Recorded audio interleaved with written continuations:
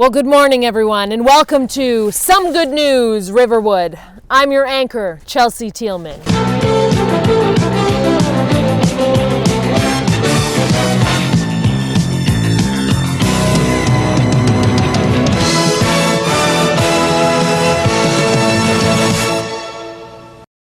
Some Good News is exactly what it sounds, a segment where we celebrate the good news in our church, our city, and our country. Brought to you in collaboration with our very good friend, John.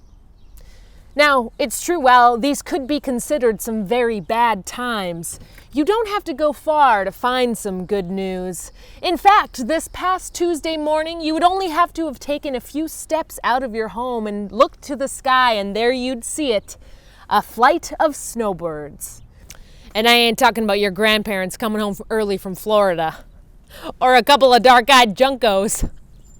No, we're talking about the Royal Canadian Air Force snowbirds, who made their way over Winnipeg this past week as part of Operation Inspiration. The goal of this mission was to celebrate the frontline workers all across our country and the sacrifice they're making to keep us safe. As 9 planes flew in formation over Winnipeg's hospitals, Winnipeggers gathered socially distantly to watch the formation fly overhead. Another group is looking to celebrate frontline workers not in sights, but in sounds. A band of trumpeters has been showing up every weekend at hospitals around the city to celebrate and serenade frontline workers with socially distant songs. Starting with St. Boniface Hospital, the group has since been to Seven Oaks and Victoria General, most recently donning some hockey jerseys with the names of frontline workers pinned on the back. No doubt it's a trying time to be a frontline worker, but it also has its perks. If a fast track to Costco weren't enough, Superlube Auto Center has been offering free oil changes for healthcare employees.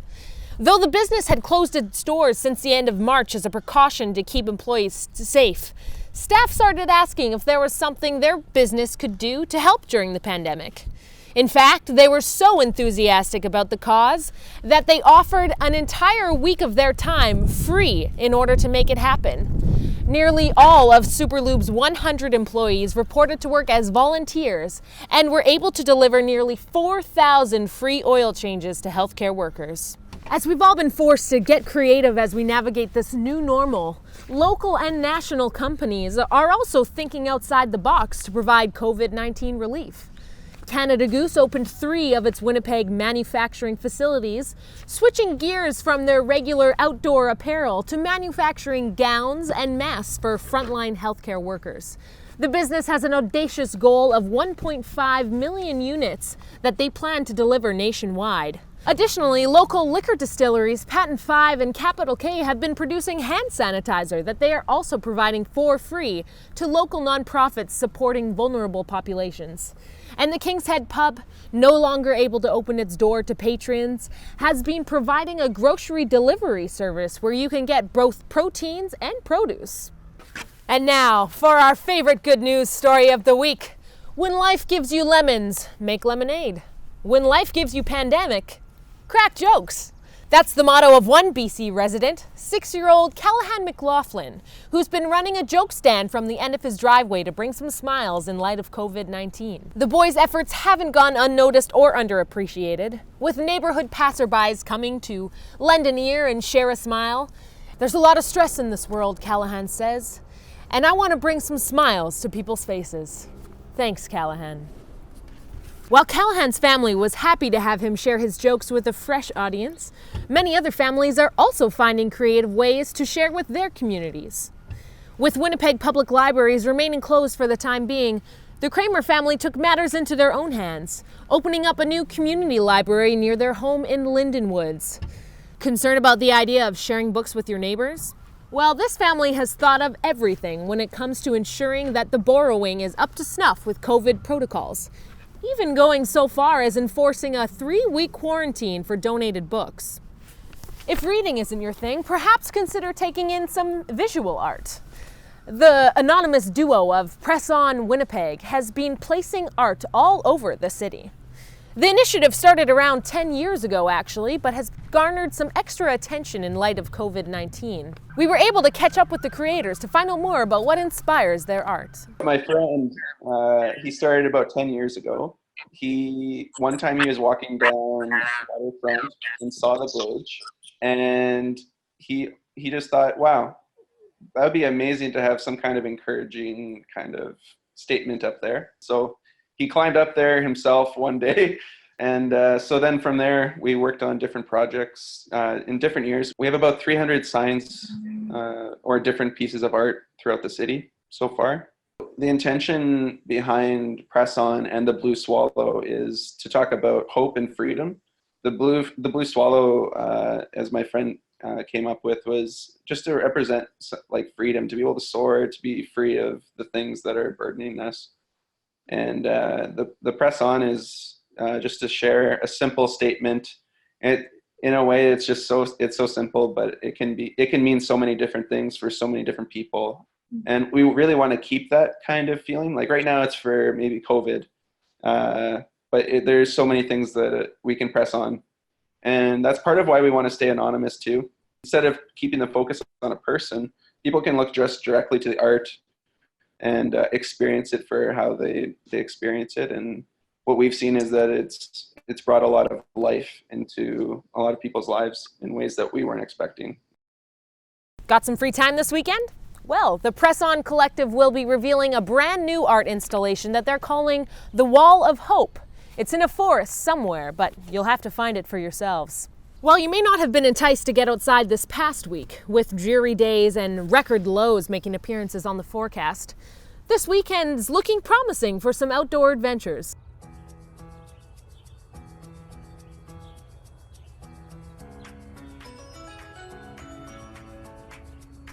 Looks good.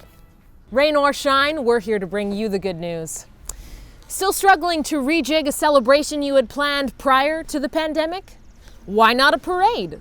The city of Winnipeg's streets have been filled with parades of all kinds for celebrations of Mother's Day, birthdays, even simple opportunities for teachers to say a drive-by hello to students who have been out of their classrooms for nearly 2 months now.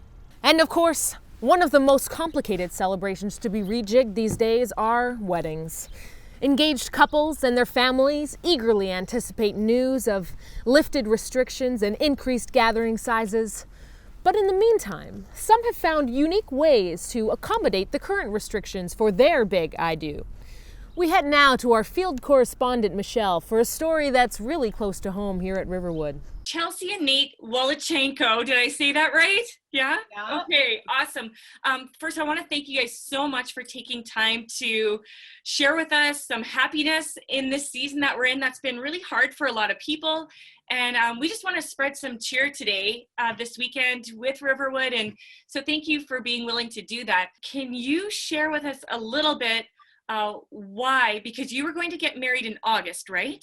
Yeah. But you got married what date again? April 17th. Okay. I saved you. I was going to say April 22nd. April 17th. Now, something else I think is cool though, is like, how did the people around you gather around you to still make this day happen? Like, who was involved? How did you get them involved?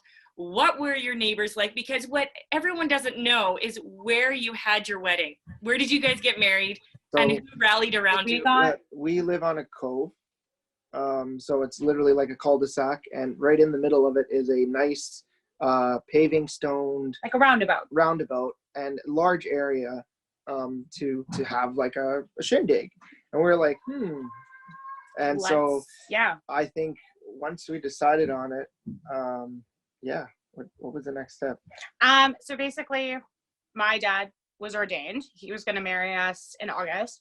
So he got his ordained in the mail. We lucked out and found a vendor to get the marriage license because that was shut down. That was a 3-week endeavor to get the marriage license. That was because everything was shut down. And then we found a place that would do it social distance wise. And then my brother's a youth pastor, and I had asked him to sing as I walked down the aisle in August. And so he went to his church and got a podium, got his speakers, got his guitar, And so he hooked that up so that he could sing. And kudos to him, because if he drove all the way to Lac du Bonnet and back to the city in one night just to get this for the Friday wedding, on that was like a Wednesday. Yeah. So like everybody kind of came together and said, "Oh, okay, let's get this done." And then the neighbors, we have a group Facebook chat.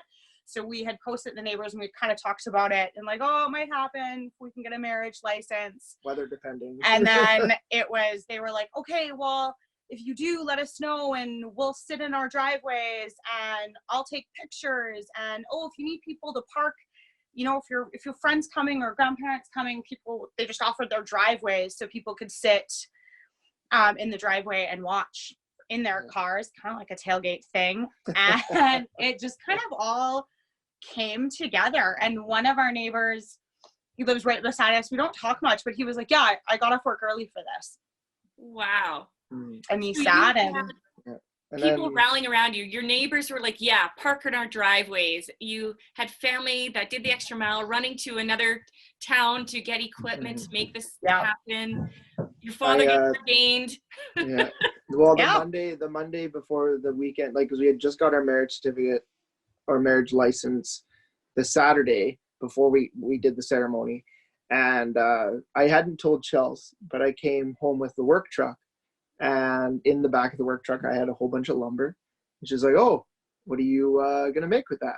So I spent 3 days right after work for a couple hours, and I built the arch that we got married under. And just, it was whoo, hurry up, we got to do it. Yeah. So, do each of you, or is it a mutual thing? What is your favorite moment from that day? I have two. Well, I looked amazing. That's your favorite. You looked good that day. No.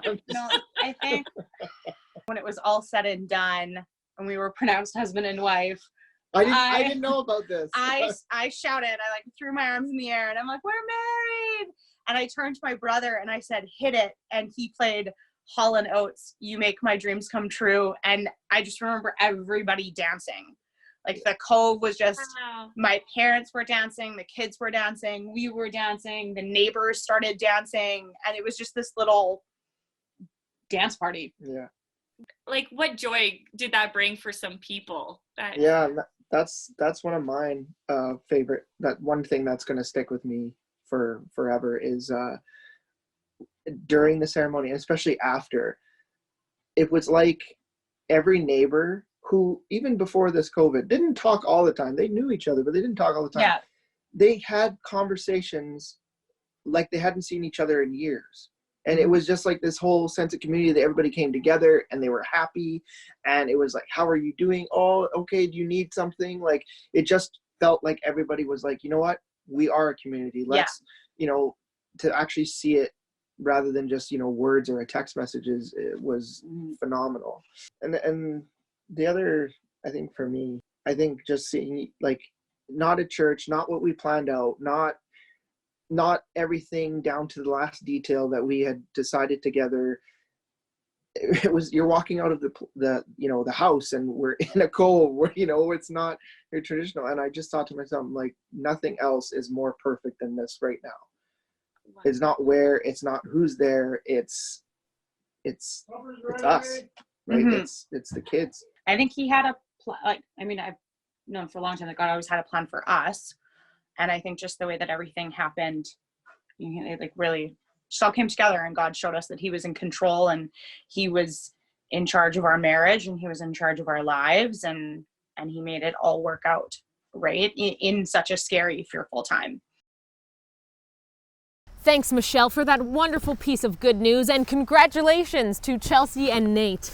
In other Riverwood exciting news, we have an engagement from our good friends Larissa and Mitchell. I have a feeling they'll be getting married sometime in 2021. We wish you all the best with that. And of course, another Riverwood news piece we are so excited to share coming to you from Jessica and Colin and their kids Diane and David. Colin was diagnosed with stage 4 lymphoma back in October 2019, and after 6 months of grueling chemotherapy treatments, has just received the wonderful news that he is cancer-free. So we are celebrating with Jessica and Colin today. Praise God for that healing. That is amazing. Well, that's about all the time we have today, but before we go, a couple reminders about how you can spread some good news.